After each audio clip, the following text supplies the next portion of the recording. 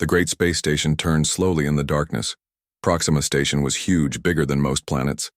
Its metal walls gleamed under the light of 3 different suns. Inside the station, aliens from across the galaxy had come together for one reason. They wanted to decide what to do about the humans. Admiral Tejo stood at the big window in the council chamber. His blue skin looked almost purple in the strange light. His 4 arms were crossed behind his back. He was thinking about the war that was coming. The humans had been quiet for too long. Now it was time to make them pay. "Admiral," said a voice behind him. "The sensors show something." Tejo turned around. His red eyes looked at the young officer. "What do you see?" "A ship, sir, coming from human space, but what?" Tejo's voice was sharp. "It's just one ship, sir." Tejo laughed. It was not a nice sound. "One ship? The humans send one ship to face the entire Kepler Confederation? Are they crazy or stupid?" The officer looked at his screen again. "Sir, the ship is small, maybe 300 meters long. Our smallest warships are bigger than that." Other aliens in the council chamber started to talk. They had all heard the news. The Vraxians had sent their best fleet. The Altarians brought their war machines. The Zephyrians had their planet-killer ships ready. All of this power, and the humans sent one tiny ship. Counselor Boram walked over to Admiral Tejo. She was tall and thin, with silver skin that changed color when she moved. Her people, the Altarians, were known for being careful. They did not rush into fights. "Admiral," Boram said, "maybe we should think about this. The humans are not stupid. They know we have thousands of ships here. Why would they send only one?" Tejo waved one of his hands. "Because they are giving up. They know they cannot win. This one ship probably carries their surrender. Or," said another voice, "it's a trap." Everyone turned to look at Counselor Era. She was small, even for a Zephyrian. Her green scales moved as she breathed. Her people were good with technology. They could see things others missed. "What kind of trap?" asked Boram. Era looked at her data pad. "I don't know, but something is strange about that ship. The energy readings are different." Tejo made a rude sound. "Different how? It's probably just their old, broken technology. The humans are behind us in every way. Their ships are slow. Their weapons are weak. Their shields are like paper." "Then why," asked a new voice, "are we also worried about them?" The voice belonged to General Kyung-Soo. He was also Vraxian, but he was even bigger than Admiral Tejo. His job was to control armies on planets. He had been planning to invade Earth for months. "We're not worried," said Tejo quickly. "We're being smart. We're using our power to end this before it really starts." But Kyung-Soo was right, and everyone knew it. The humans were strange. They had started exploring space later than everyone else. Their technology looked simple. Their ships were small and plain. But somehow they kept winning fights they should lose. 3 years ago, human ships had fought against Krellian pirates. The pirates had better ships and more weapons. But the humans won.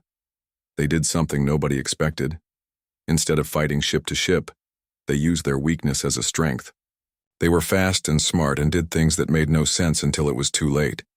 2 years ago, humans had helped the Meridian people fight off an invasion. Again, the humans were outnumbered. Again, they won. This time, they used the enemy's own weapons against them. They turned the invaders' strength into their weakness. The stories worried some aliens, but Admiral Tejo thought the stories were lies. "Humans were just lucky," he said. "Luck always runs out." "Sir," said the young officer, again, "the human ship is asking to talk." "Put them on the screen," ordered Tejo. The big screen at the front of the council chamber lit up. It showed the inside of the human ship. A man sat in a simple chair. He wore a blue uniform that looked plain compared to the fancy clothes of the alien leaders. His hair was black and his eyes were calm. "I am Captain Wu Jin of the United Earth ship Perseverance," the man said. His voice was steady and clear. "I request permission to dock with your station and address the council." Admiral Tejo stepped forward. "I am Admiral Tejo of the Vraxian Imperial Fleet. You stand before the combined might of the Kepler Confederation. Do you come to surrender?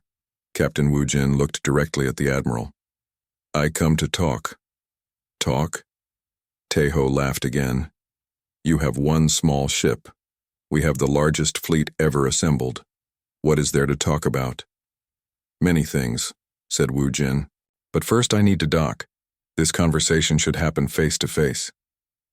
Counselor Boram moved closer to the screen. Captain, forgive me, but this seems unwise. You are one human among thousands of aliens. Many of us see your people as enemies. Understand, said Wu Jin. But I'm not worried. Not worried. General Kyung-soo's voice was loud. Are you stupid or brave? Captain Wu Jin smiled. It was a small smile, but it reached his eyes. Maybe both. The alien leaders looked at each other. Some were confused, others were angry. A few were starting to feel something they didn't expect. Worry.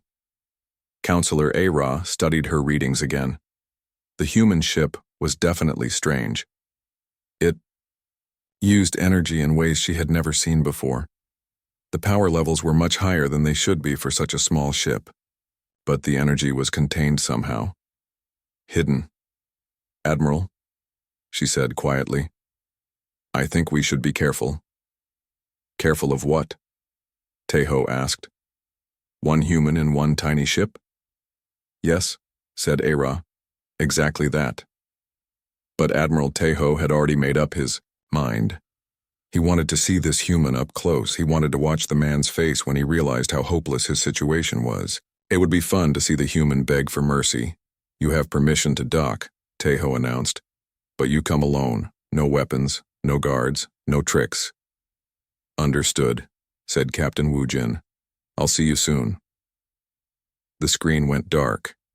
Admiral Taeho turned to his officers. Double the security around the docking bay. Triple the guards in the council chamber. If this human tries anything, kill him. Sir, said one officer, shouldn't we scan his ship first?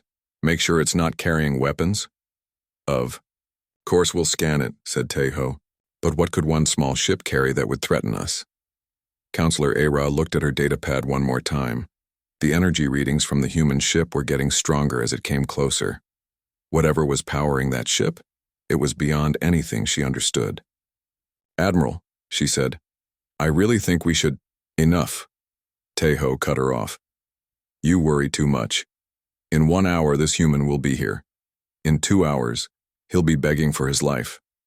In 3 hours, the invasion of Earth will begin. Outside, the station, the human ship grew larger in the viewing screens. It looked so small compared to the alien warships around it, but Captain Wu Jin seemed calm as he guided his ship toward the docking bay. Inside the council chamber, thousands of aliens waited. Some were excited to see the human surrender. Others were curious about what the human would say. A few were worried that things were not what they seemed. As the Perseverance docked with Proxima Station, one question filled every alien mind. Why did the humans only send one ship? Soon, they would learn the answer. And when they did, everything would change.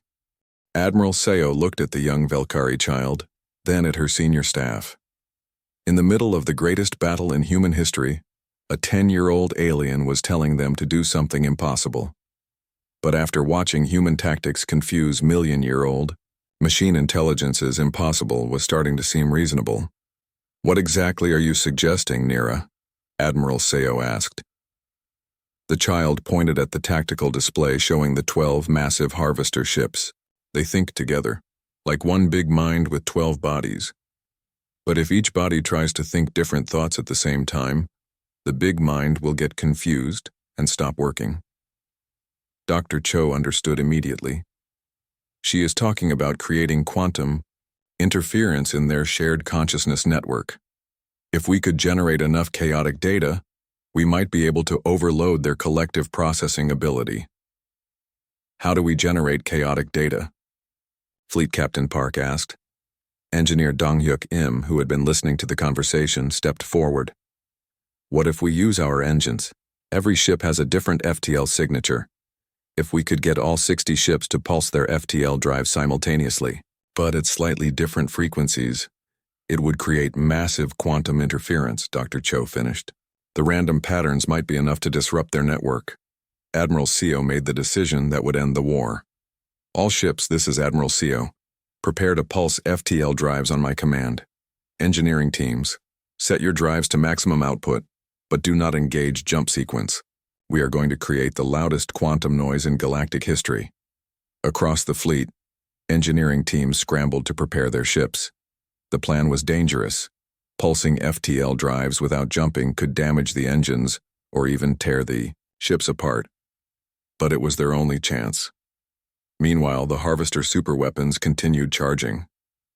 The massive ships were glowing brighter, and space around them was beginning to warp from the energy buildup. 10 seconds to superweapon firing, reported scanner operator Kang.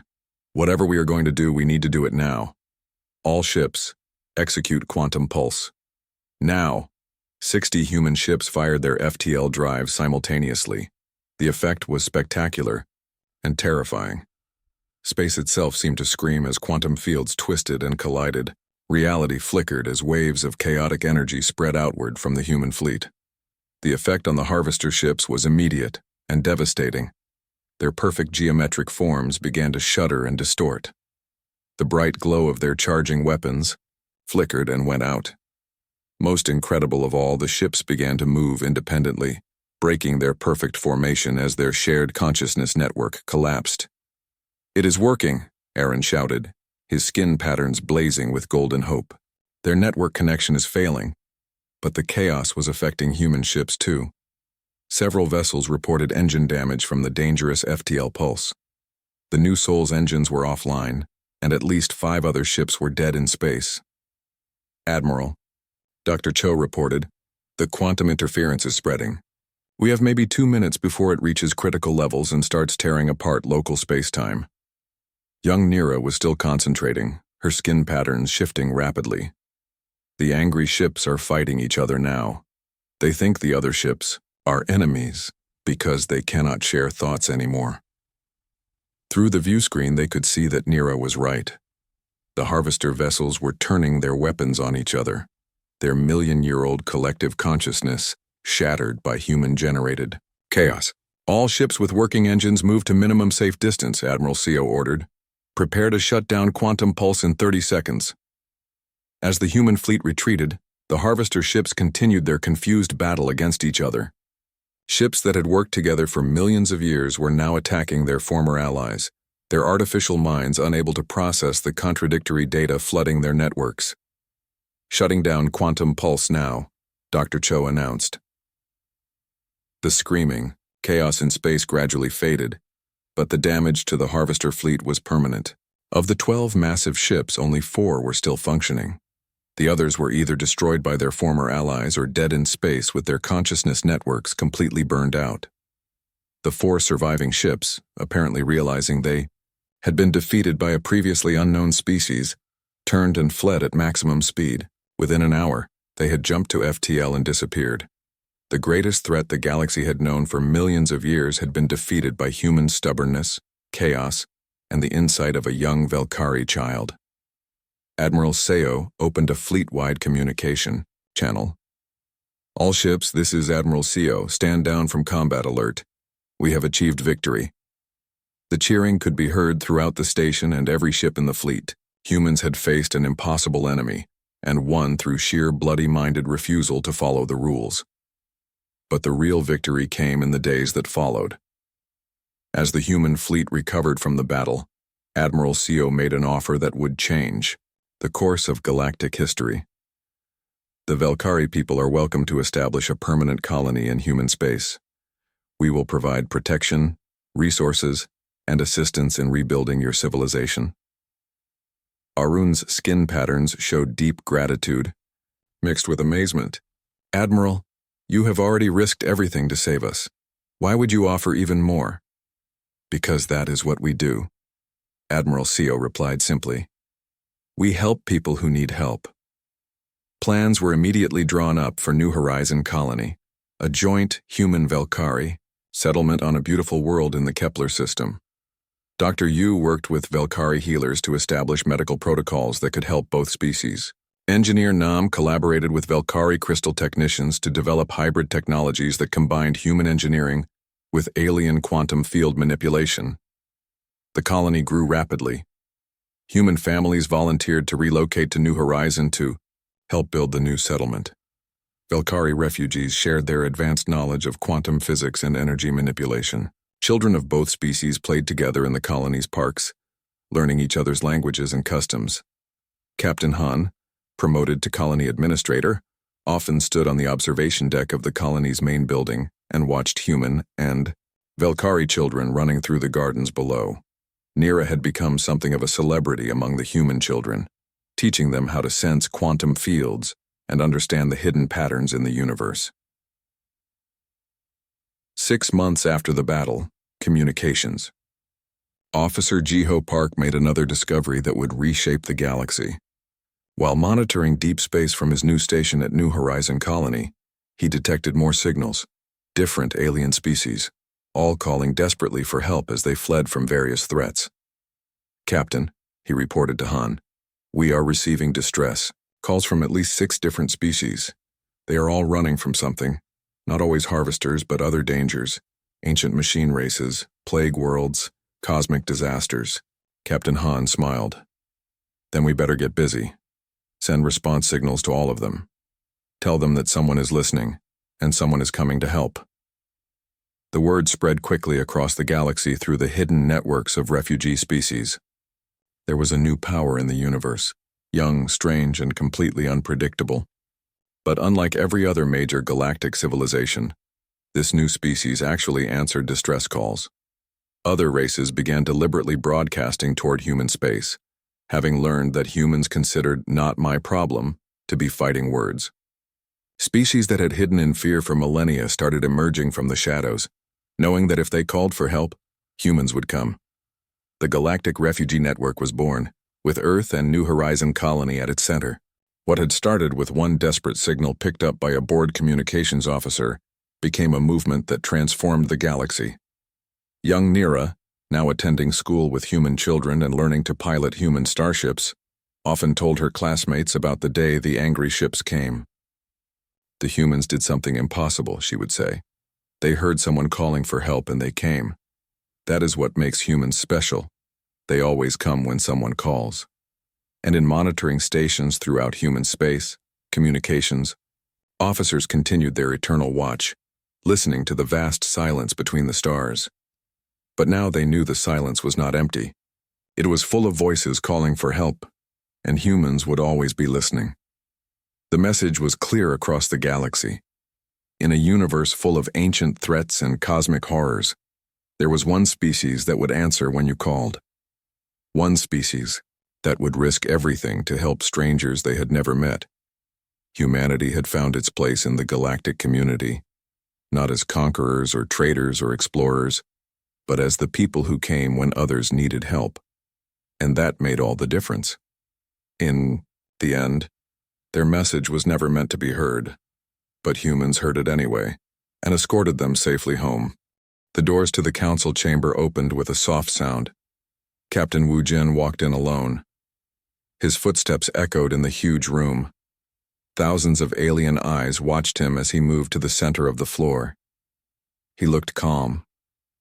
Too calm, thought Counselor Boram. She had seen many humans before, but this one was different. Most humans showed fear when they faced so many aliens. This man looked like he was taking a walk in a park. Admiral Tejo stood up from his seat high above the floor. "Human," he called out, his voice loud and commanding. "You stand before the Kepler Confederation Council. State your business, Captain." Wu Jin looked up at the Admiral. He held a simple datapad in his hands. "Thank you for allowing me to speak. I am here because Earth received your message." "Good," said General Kyung-soo from his seat. "Then you understand. You will surrender, or we will take your planet by force." "I understand your words," said Wu Jin, "but I think you misunderstood our answer." Murmurs filled the chamber. Aliens whispered to each other in dozens of different languages. What did the human mean? Counselor Ara leaned forward in her seat. Her green scales changed color as she felt nervous. The energy readings from the human ship were still strange. Her instruments could not make sense of what they were seeing. "Explain yourself," ordered Admiral Tejo. Captain Wu Jin touched his data pad. Numbers and images appeared on the big screens around the chamber. "You demanded that Earth surrender within 30 days. You said that if we did not, you would send your fleets to destroy our world." "That is correct," said Tejo. "You also said that Earth should send representatives to discuss the terms of our surrender." "Yes." "Well," said Wu Jin with that same small smile, "Earth has sent a representative, me, and I have come to discuss terms." More whispers filled the chamber. Some aliens sounded confused. Others sounded angry. A few sounded worried. Counselor Boram stood up. "Captain, please be clear. Are you here to surrender?" "No," said Wu Jin simply. The chamber exploded with noise. Aliens shouted in their own languages. Some stood up from their seats. Others hit the tables in front of them with their hands, claws, or tentacles. "Silence!" roared Admiral Tejo. His voice was so loud that the chamber walls seemed to shake. Slowly, the noise died down. "Human," Tejo said, his red eyes burning with anger. "You dare to refuse us? You see our fleets. You know our power. How can you stand there and say no?" Captain Wu Jin looked around the chamber. His eyes moved slowly from one alien to another. When he spoke, his voice was still calm and steady. "I say no because Earth has decided to show you something instead." "Show us what?" asked Counselor Ara. "Why we only sent one ship?" General Kyung-soo laughed. It was a harsh, ugly sound. "One ship? Against our thousands? Are all humans insane?" "Maybe," said Wu Jin, "but we prefer to think of ourselves as practical." He touched his data pad again. New images appeared on the screens. They showed star maps and energy calculations. Most of the aliens could not understand what they were looking at. "Earth has been watching the Confederation for many years," Wu Jin continued. "We know about your fleets. We know about your weapons. We know about your plans to invade our world." "Then you know you cannot win," said Admiral Tejo. "We know that many of you think we cannot win," Wu Jin corrected. "But Earth has made a discovery, a breakthrough in technology that changes everything." Counselor Ara felt her scales change, color again. "What kind of discovery?" Captain Wu Jin looked directly at her. "The kind that makes large fleets unnecessary." He walked to the center of the chamber floor. Around him, thousands of aliens watched and waited. Some were getting impatient. Others were getting curious. A few were getting scared. "For hundreds of years," Wu Jin said, "wars in space have been about numbers. Whoever has more ships usually wins. Whoever has bigger weapons usually wins. This has been the way of things since aliens first learned to travel between stars." "It is still the way of things," said General Kyung-soo. "Numbers and power. That is how wars are won." "That was true," said Wu Jin. "Until now." The images on the screens changed. They showed the human ship, the Perseverance. But these were not normal pictures. These showed the ship's internal structure. The aliens could see strange devices inside the ship, devices they had never seen before. "What are those?" asked Counselor Boram. "Tools," said Wu Jin. "Very special tools." Admiral Tejo was getting angry. This human was speaking in riddles. He wanted clear answers. "Stop playing games, human. What kind of tools?" Captain Wu Jin smiled again. This time his smile was different. It was not mean or cruel, but it was not friendly either. It was the smile of someone who knew a secret. "Tools that can end wars without firing a single shot at enemy ships." The chamber became very quiet. Even the whispers stopped. Aliens looked at each other with confusion and growing worry. "Impossible," said General Kyung-soo. "There is no weapon that can destroy a fleet without attacking it." "You're right," said Wu Jin. "There is no such weapon." The aliens looked confused again. If there was no such weapon, what was the human talking about? "But," Wu Jin continued, "there are other ways to end a war." He touched his data pad once more. The images changed again. This time they showed a dead moon. It was far from any star, cold and empty.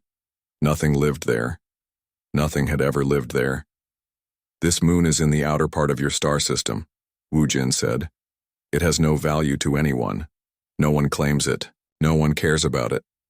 What does this have to do with anything? Demanded Admiral Tejo.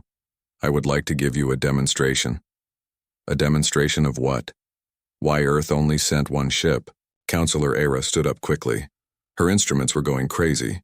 The energy readings from the human ship were climbing higher and higher. Whatever was inside that ship was powering up.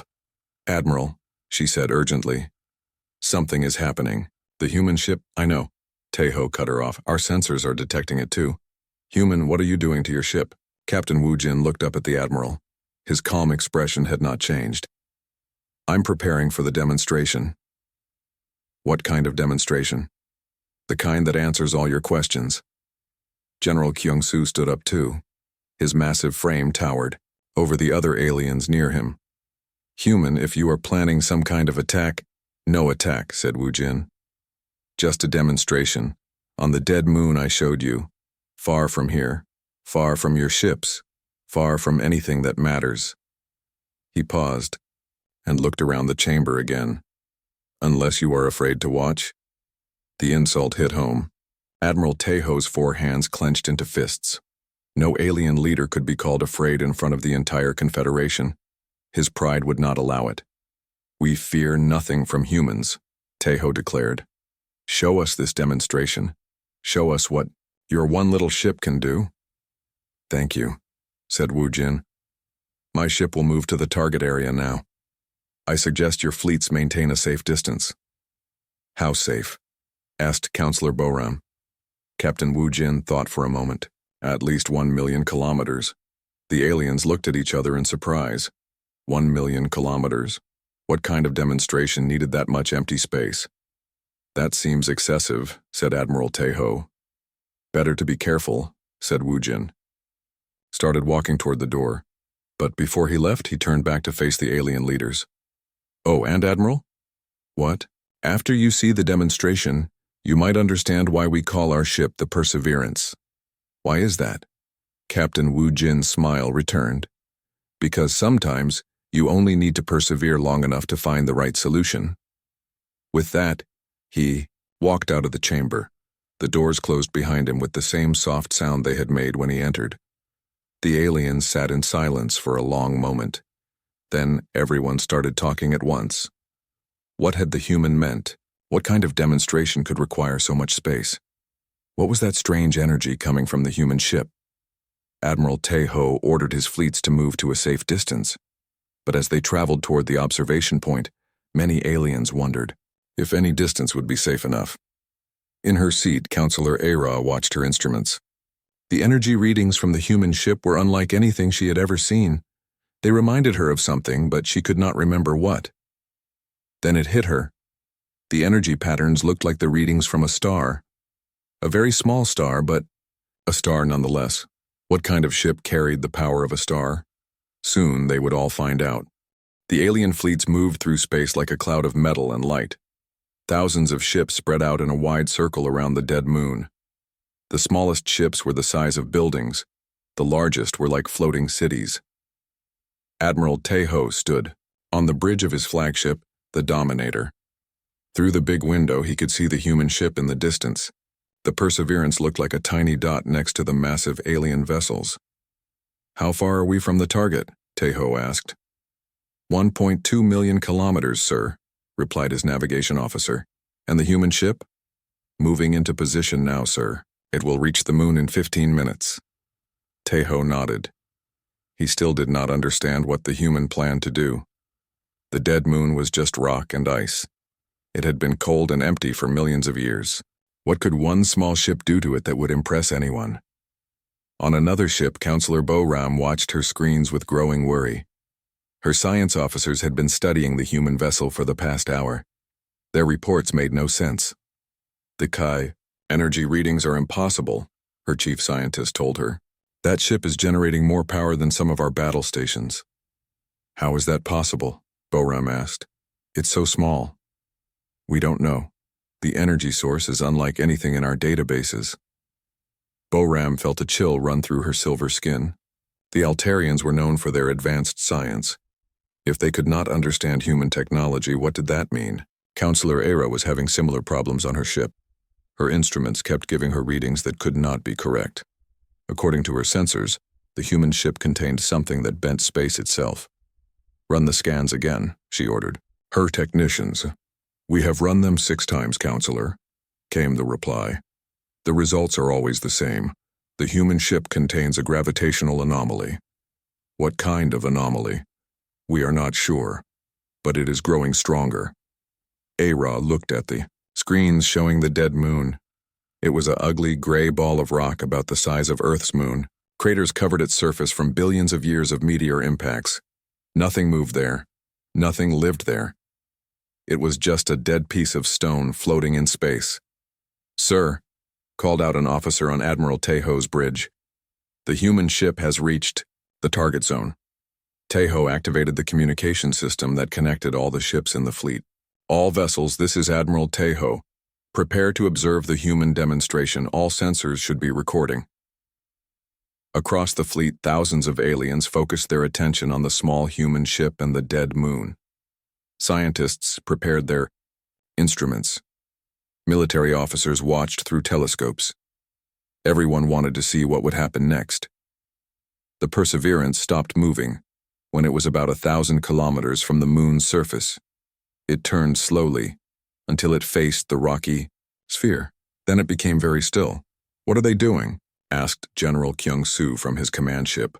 "Nothing," replied his sensor operator. "They are just sitting there." But that was not exactly true. Inside the human ship, Captain Wu Jin was talking to his crew. "Engineering, are we ready?" he asked. "All systems green, Captain," came the voice of Engineer Hai Jin. "The Cascade Initiator is charged and ready." "Target analysis?" "The moon's core structure is mapped. We have identified the optimal impact point." Captain Wu Jin looked at his small crew.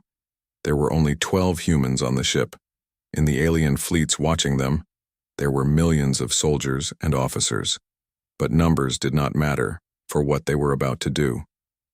"Remember," Wu Jin told his crew, "this is just a demonstration.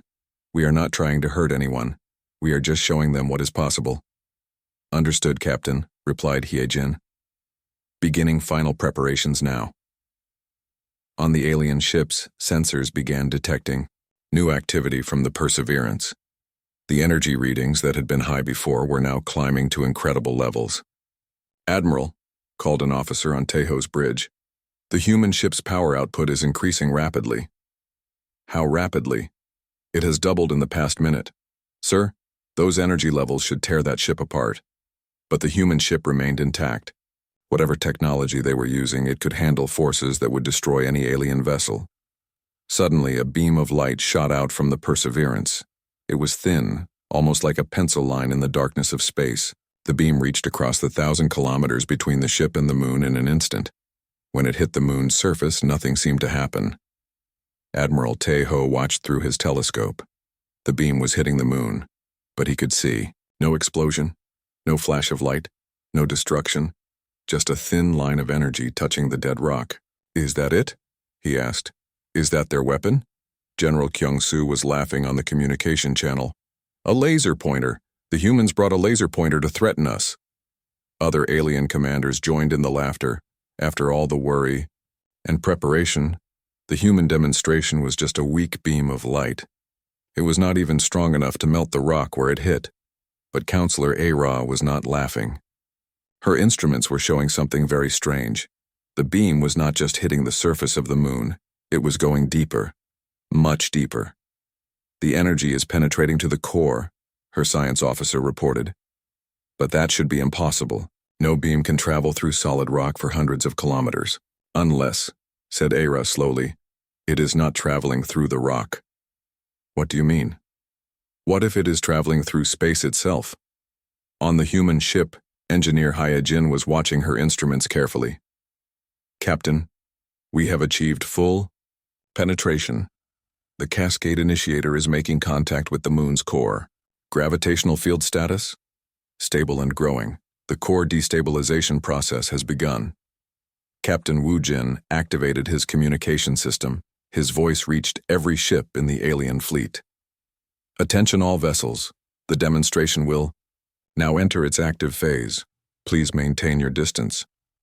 Active phase? Asked Admiral Tejo. What does that mean? He got his answer 30 seconds later. The moon shuddered.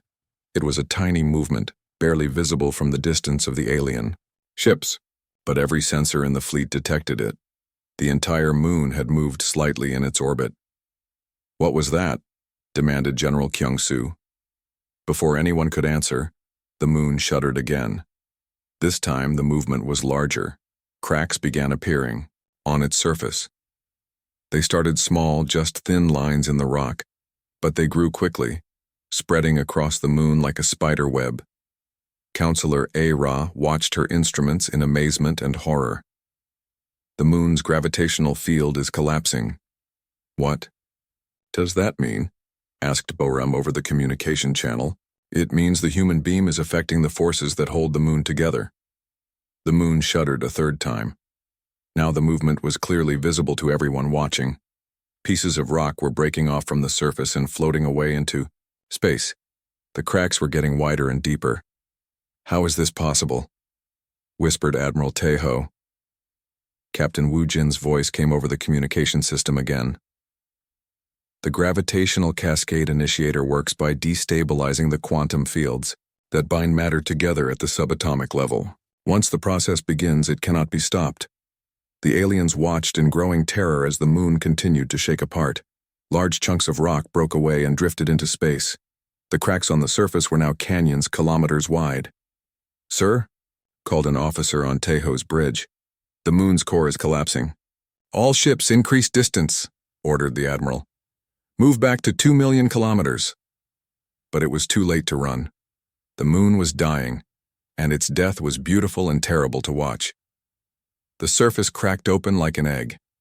Through the cracks, the aliens could see the moon's molten core glowing red and orange. But the core was not staying molten. As they watched, it began to cool and shrink. The gravitational forces that had held the moon together for billions of years were failing. The moon was collapsing in on itself, getting smaller and smaller. The chunks of rock that had broken away were being pulled back, falling into the shrinking core. It's forming a gravitational well, reported A-Ra's science officer. The core is becoming infinitely dense. The moon continued to collapse. It went from the size of a planet to the size of a city, then to the size of a building, then to the size of a car. The gravitational forces around it were so strong that light itself began to bend. For a brief moment, there was a tiny black hole where the moon had been. It pulled in the last pieces of rock and debris. Then, as quickly as it had formed, the black hole evaporated in a flash of radiation. Where the moon had been, there was now only empty space. The alien fleets sat in stunned silence.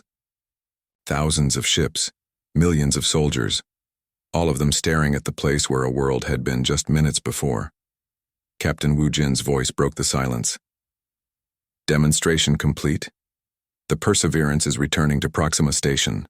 Admiral, Tejo found his voice. Human, what did you just do? We showed you why Earth only sent one ship, came the calm reply. As the human ship turned and began flying back toward the space station, one question filled every alien mind. If humans could do this to a moon, what could they do to a planet? The answer to that question would change everything. The council chamber was very different when Captain Wu Jin returned. Before, it had been filled with confident aliens planning a war. Now it was filled with scared aliens trying to understand what they had just seen. Admiral Tejo sat in his chair, but he looked much smaller than before. His forearms hung at his sides. His red eyes stared at nothing. He had watched a moon die in minutes. A whole world turned into empty space by one small human ship. Counselor Boram stood up as Captain Wu Jin walked to the center of the chamber. Her silver skin had turned almost white with fear. "Captain," she said, her voice shaking, "what have you done?" I have shown you what Earth is capable of, Wu Jin replied. His voice was still calm, but now the aliens understood why. He was not calm because he was brave. He was calm because he had nothing to fear. You destroyed an entire moon, said Counselor Ara. Her green scales were dark with worry. You made it disappear completely. Yes, said Wu Jin simply. General Kyung-soo stood up slowly. The big alien looked much older than he had an hour before. How many of your ships have this weapon? Captain Wu Jin looked up at the general. All of them. The words hit the chamber like a physical blow. Aliens gasped. Some made sounds of fear in their own languages. Others sat down heavily in their chairs. All of them? Whispered Admiral Taeho. Every human ship is equipped with gravitational cascade initiators, Wu Jin confirmed. From our largest exploration vessels to our smallest patrol ships. How many ships does Earth have? Asked Bo-Ram. Enough. The captain touched his data pad. New images appeared on the screens around the chamber. They showed Earth's fleet. The aliens had seen these pictures before, but now they looked at them with new eyes. Before, they had laughed at the small human ships. Now they saw them as weapons that could destroy worlds. Earth has been building these ships for 10 years, Wu Jin explained. We have been preparing for this day, the day when we would have to defend ourselves against the rest of the galaxy. But why? Asked Counselor Ara. Why build such terrible weapons? Captain Wu Jin walked closer to her section of seats. Because we studied galactic history. We learned what happens to species that cannot defend themselves. They become slaves, or they die. He gestured to the alien leaders around him. Your confederation has conquered dozens of worlds. You have enslaved entire species. You take what you want and destroy what you cannot use. That is the natural way, said General Kyung-soo, but his voice lacked its earlier confidence. Maybe, said Wu Jin, but humans prefer a different way. The screens changed again. Now they showed a new person. She appeared as a hologram in the center of the chamber. She was an older human woman with gray hair and kind eyes. But after what the aliens had just seen, even kindness looked dangerous. I am Dr. Yunji, the woman said. I am the lead scientist for Earth's Defense Research Division. Captain Wu Jin has asked me to explain our technology to you. Admiral Taeho found his voice. Your technology can destroy planets. Yes, said Dr. Yunji, but that is not why we built it. Then why? The eyes hologram gestured and new images appeared on the screens. These showed complex diagrams and equations that few aliens could understand. The gravitational cascade initiator was originally designed for terraforming, Dr. Yunji explained. We wanted to build new worlds, not destroy existing ones. Terraforming? Asked Counselor Bo-Ram. Creating planets suitable for life. The same technology that can collapse a moon's core can also compress space debris into a new planetary core. We can literally build worlds from cosmic dust. The aliens looked at each other in confusion. A weapon that could also create planets? It seemed impossible. But you turned it into a weapon, said General Kyung-soo. No, said Captain Wu Jin. We discovered that our terraforming tool could be used as a weapon. There is a difference. Dr. Yunji nodded. When we realized what our technology could do, we faced a choice. We could pretend the weapon capability did not exist, or we could prepare for the day when we might need to defend ourselves. So you chose to threaten the entire galaxy, said Admiral Taeho. We chose to make sure the galaxy could not threaten us, Wu Jin corrected. The captain walked to the center of the chamber again. Around him, thousands of alien eyes watched his every move. But now those eyes held fear instead of anger. Earth knows about your invasion plans, Wu Jin said. We know about the fleets you have gathered. We know about the weapons you have pointed at our world. We know that you see us as weak and easy to conquer. You are weak, said General Kyung-soo, but the words sounded hollow. Are we? Asked Wu Jin. Our ships are small, but they can destroy your worlds. Our fleet is smaller than yours, but every ship can end a civilization, Our weapons look simple, but they can unmake matter itself. He paused and looked around the chamber. Who is really weak here? Counselor Ara stood up. Captain, you have made your point. We understand that Earth can defend itself. But what do you want from us? That is a very good question, said Wu Jin. He touched his datapad again. The screens now showed a new person. This time it was another hologram, but of a different human. This one wore formal clothes and had the bearing of a leader. I am President Su Jin of the United Earth Government, the new hologram said. I have authorized Captain Wu Jin to present our terms. Admiral Teho leaned forward. Terms? Earth's conditions for peace, said President Su Jin. First, all invasion plans against Earth are to be cancelled immediately. Second, the Kepler Confederation will recognize Earth as an independent world with the right to defend itself. And if we refuse? Asked General Kyung-soo. Captain Wu Jin smiled that small, dangerous smile again. Then we will demonstrate our technology on a target that is not empty and dead. The threat hung in the air like a dark cloud. Every alien in the chamber understood what he meant. Earth could destroy any world in the galaxy, any world at all. You would commit genocide? Asked Counselor Boram, her voice barely a whisper. We would defend ourselves, said Wu Jin. Just as you would defend yourselves if someone threatened your worlds. Dr. Yunji's hologram spoke again. But we hope it will not come to that. Earth prefers to create rather than destroy. We would rather build new worlds than eliminate existing ones. What do you mean? Asked Ara. We are willing to share our terraforming technology with the Confederation. We can help you build new worlds for your growing populations. All we ask in return is peace. The offer surprised the aliens. After demonstrating such terrible power, the humans were offering to help their enemies? Why? Asked Admiral Teho. Why would you help us after we threatened you? Captain Wu Jin looked up at the Admiral.